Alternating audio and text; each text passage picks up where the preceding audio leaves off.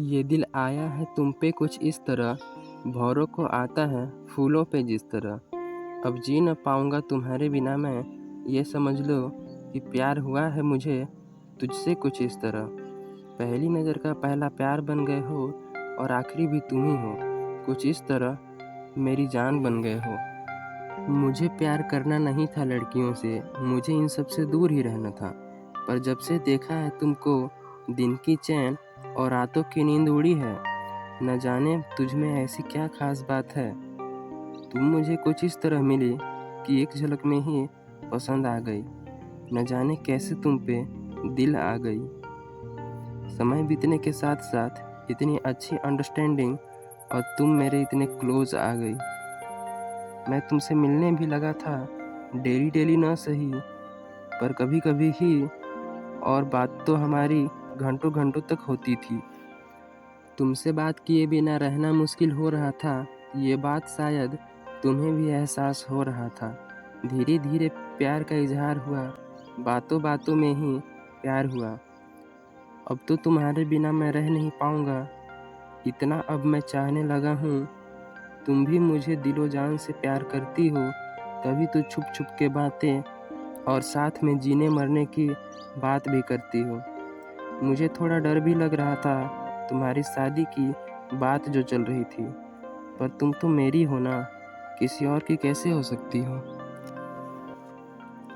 और तुम बहुत किस्मत वाली हो जो तुम्हारी मन की बात जानने वाले तुम्हारे पेरेंट्स जो तुम्हें मिले हैं।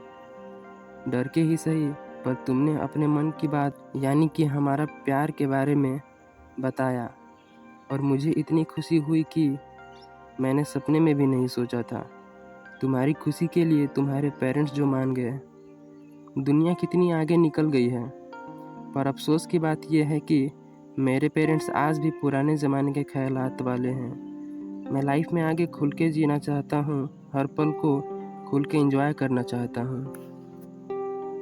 मैं अपनी ज़िंदगी में कॉम्प्रोमाइज़ नहीं बल्कि आज़ादी और खुल के बिताना चाहता हूँ। पर मेरे पेरेंट्स को आज भी जाति प्रथा दिखती है। क्या है ये कास्ट, जाति? आखिर लोगों ने ही बनाया इसे ना, लोगों की खुशियाँ छीनने के लिए। मैं मानता हूँ वो अलग कास्ट की है मेरे से, पर उसके बिना अपने जीवन में मैं कभी खुश नहीं रह पाऊँगा। तो क्या मतलब है इस कास्ट का?